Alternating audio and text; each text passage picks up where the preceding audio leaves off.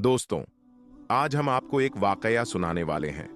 एक ऐसे मियाँ बीवी का जो कि हज करने गए और वहां जाकर अजीबोगरीब जानवर की शक्ल में तब्दील हो गए।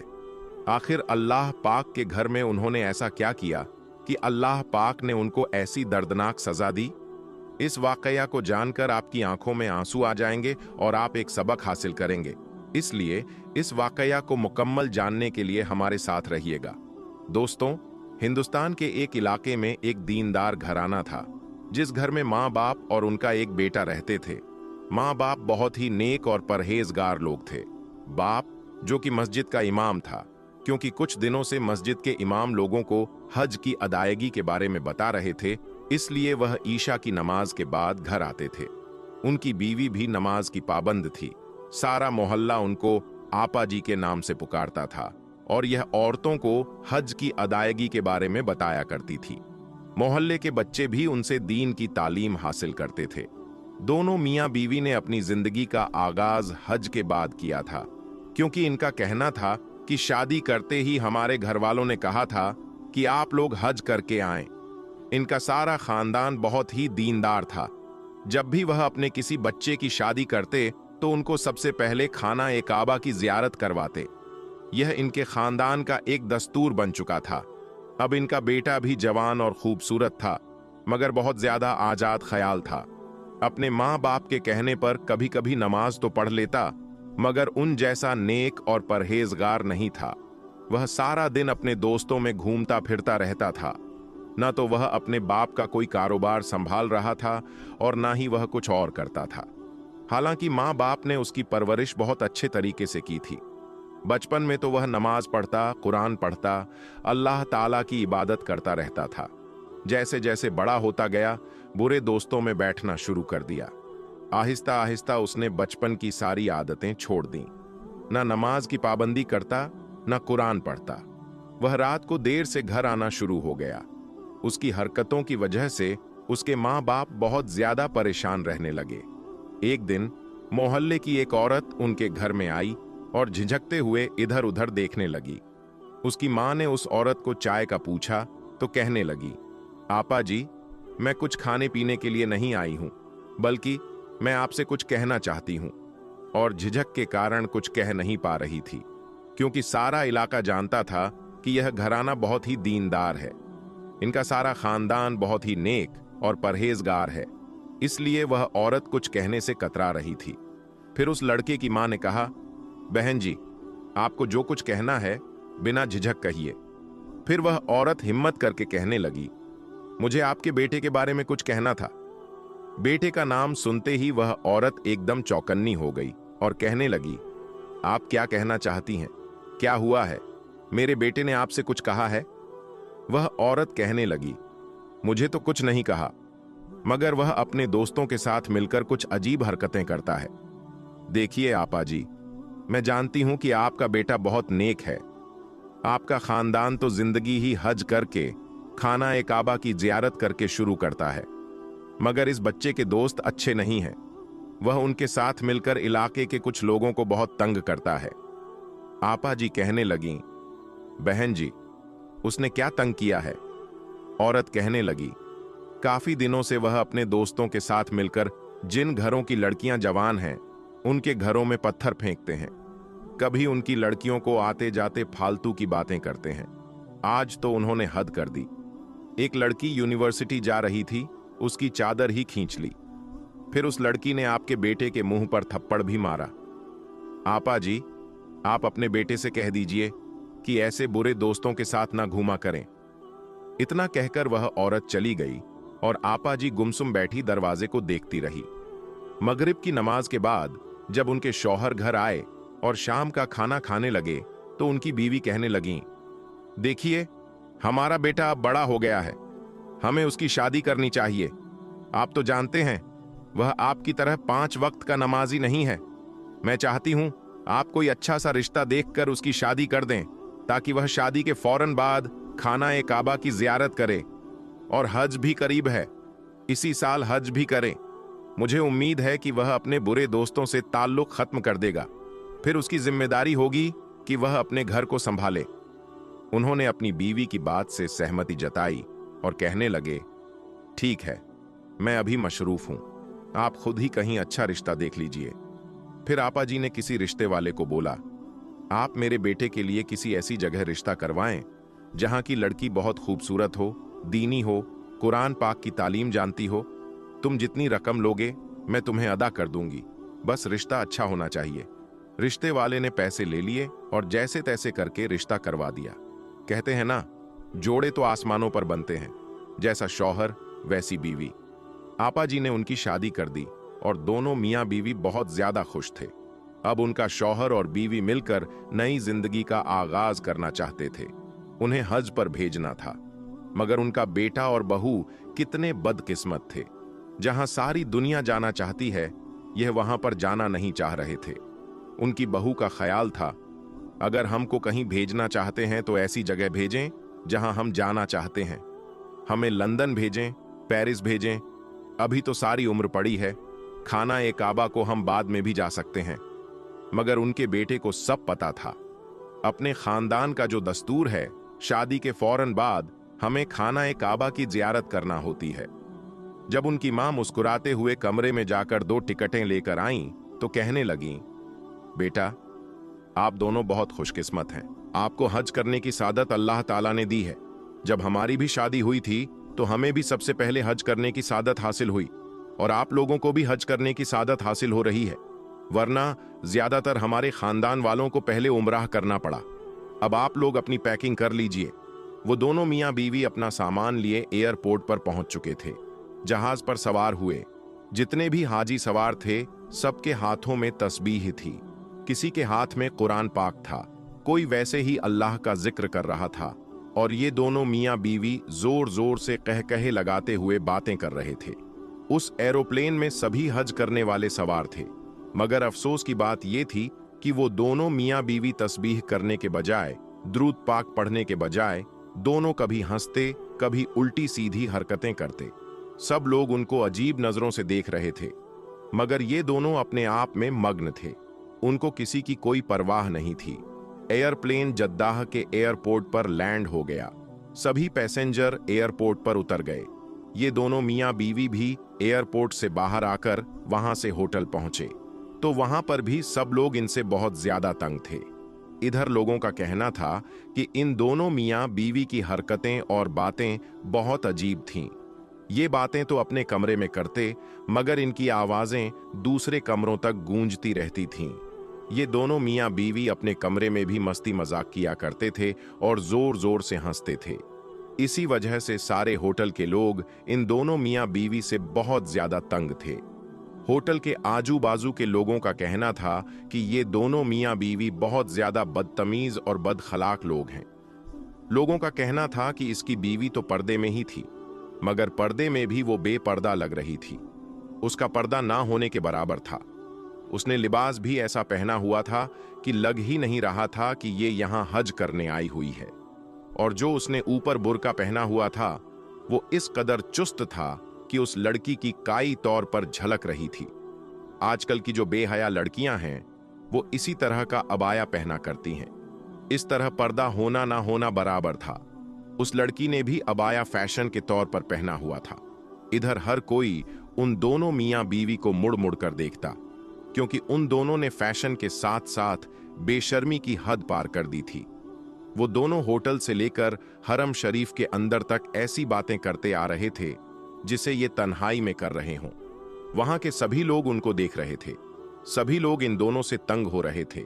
ये दोनों एक दूसरे के साथ जोर जोर से बातें करते, हंसते, कहकहे लगाते जा रहे थे और अजीब किस्म की शरारतें कर रहे थे।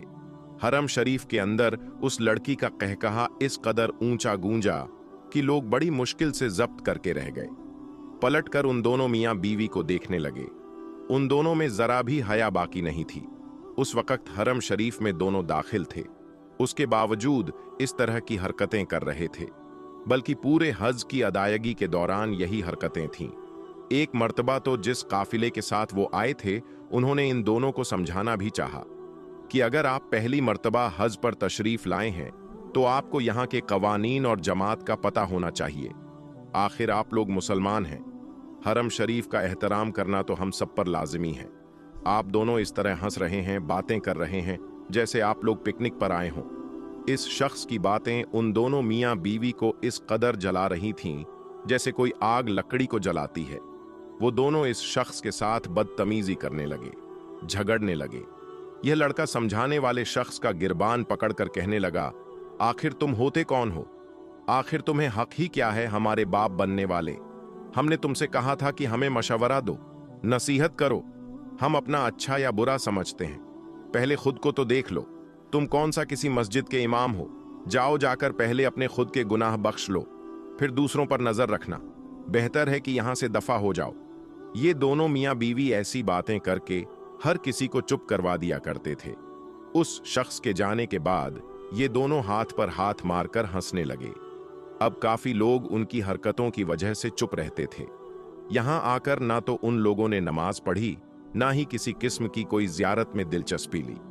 ये तो बस जबरदस्ती उनके घर वालों ने उनको भेज दिया था। दरअसल उन दोनों मियां बीवी को हज पर आने का इरादा ही नहीं था। वो लोग तो लंदन, पेरिस जाना चाह रहे थे। घर वालों के दबाव में आकर वो हज करने के लिए आ गए थे। मगर अफसोस की बात ये थी कि ये दोनों मियां बीवी मुसलमान होकर भी ऐसी हरकतें कर रहे थे। वो भी हज पर आने के बाद उनके आसपास के लोग काफी हद तक तंग दिखाई दे रहे थे। मगर दोस्तों, फिर उन दोनों के साथ ऐसा वाकया पेश आया जिसने इन दोनों की जिंदगी ही बदल दी। उन्होंने तो कभी ख्वाब में भी नहीं सोचा था कि उनके साथ ऐसा भी हो सकता है। ये दोनों अभी भी बस दौलत को ही सब कुछ जानते थे। उनको ये था कि दौलत है तो हर चीज को हम खरीद सकते हैं। फिर उनके साथ जो हुआ, सभी लोगों की देखकर चीखें निकल गईं। फिर एक दिन ऐसा हुआ कि मौसम बहुत ज्यादा खुशगवार था। हाजी सुबह सुबह तवाफ करने निकल गए, क्योंकि वो हाजी चाह रहे थे कि आज मौसम बहुत ज्यादा खूबसूरत है तो हम लोग ज्यादा से ज्यादा जियारत करेंगे। और ये दोनों सुबह सुबह होटल से टहलते हुए हरम शरीफ की तरफ आ रहे थे। वो आपस में कह रहे थे, आज हम आखिरी बार हरम शरीफ जाएंगे, बाकी के दिन हम तफरी के लिए निकल जाएंगे। वो लड़की अपने शौहर से कहने लगी, आपके घर वाले भी बहुत अजीब हैं। शादी के फौरन बाद हमको जबरदस्ती इधर भेज दिया। उसका शौहर कहने लगा, मैं तो सिर्फ अपने खानदान का दस्तूर निभा रहा हूं, वरना मैं भी यहां नहीं आना चाहता था। आज का दिन बहुत ज्यादा खूबसूरत है। दोस्तों, काबा शरीफ दुनिया की एक ऐसी जगह है जिसके ऊपर से आज तक कोई भी परिंदा नहीं गुजरा है, और दुनिया भर के किसी भी एयरलाइन का कोई भी जहाज आज तक काबा शरीफ के ऊपर से नहीं गुजर पाया है। कुदरती तौर पर अल्लाह ताला ने काबा शरीफ की डायरेक्शन ही ऐसी रखी है कि कभी भी चांद और सूरज भी काबा शरीफ के ऊपर से नहीं गुजर पाते हैं। आखिर उसकी ऐसी क्या वजह है जिसकी वजह से काबा शरीफ के ऊपर से कोई भी जहाज या परिंदा नहीं गुजर पाता है? और अगर कभी कोई गुजरने की कोशिश भी करता है तो उसको या तो कुदरती तौर पर वहां से धकेल दिया जाता है या फिर वह जलकर तबाहो बर्बाद हो जाता है। अल्लाह ताला ने काबा शरीफ में ऐसी क्या खास बात रखी है जिसकी वजह से काबा शरीफ के ऊपर से कोई भी जहाज या परिंदा नहीं गुजर सकता? आज की इस वीडियो में हम आपको उसी के बारे में जानकारी देने वाले हैं, और साथ ही साथ हम आपको यह भी बताने वाले हैं कि जब एक बार किसी हवाई जहाज ने काबा शरीफ के ऊपर से गुजरने की कोशिश की तो उस जहाज के साथ क्या हुआ, उसके बारे में जानकर आप भी हैरान हो जाओगे। इसलिए आज का यह वीडियो आप सभी के लिए बहुत ही ज्यादा खास है। आप इस वीडियो को आखिर तक जरूर देखें। और सबसे पहले, अगर आपको भी काबा शरीफ से मोहब्बत है तो आप इस वीडियो को दिल से एक लाइक जरूर करें, और मेहरबानी करके इसे शेयर भी कर दें ताकि और भी लोगों के पास यह वीडियो पहुंच जाए। तो चलिए शुरू करते हैं। दोस्तों, इस्लाम में मक्का और मदीना को जन्नत का दरवाजा माना गया है। इसलिए हर मुसलमान अपनी जिंदगी में एक बार मक्का और मदीना जाने की ख्वाहिश जरूर रखता है और काबा शरीफ का तवाफ करना चाहता है, क्योंकि यह वही जगह है जहां पर हज मुकम्मल किया जाता है।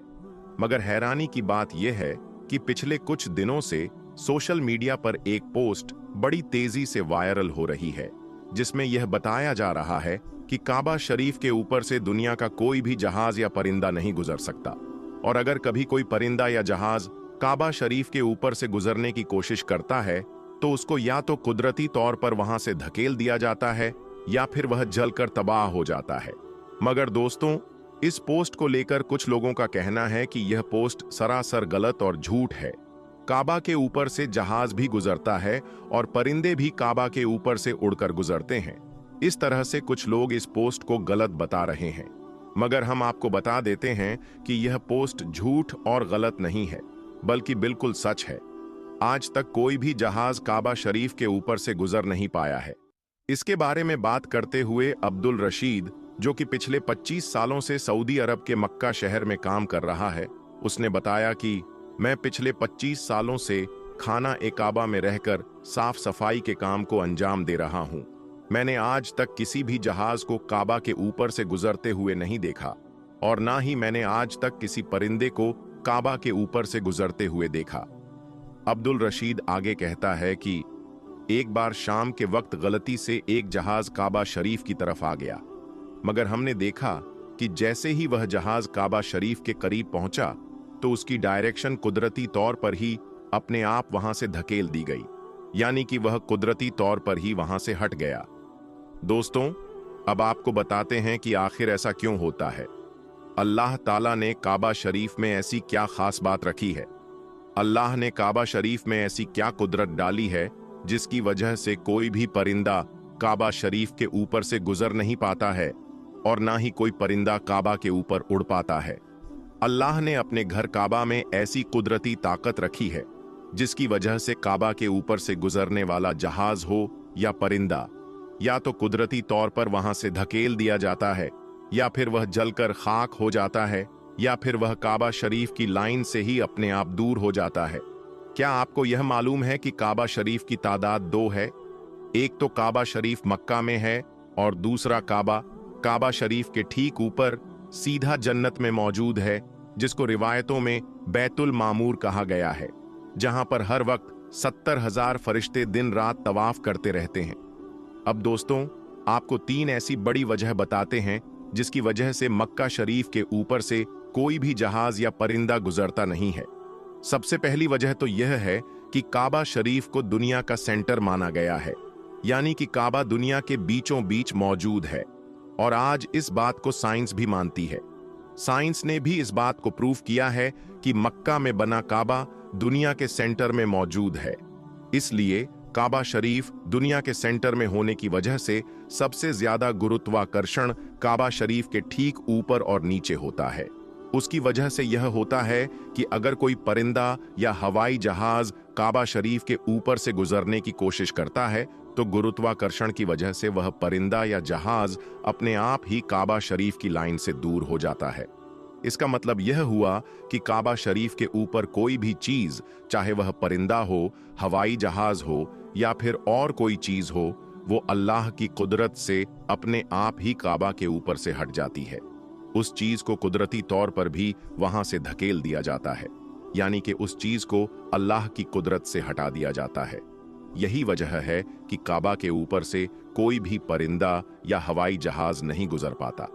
और अगर कभी कभार कोई परिंदा या जहाज काबा के ऊपर से गुजरने की कोशिश भी करता है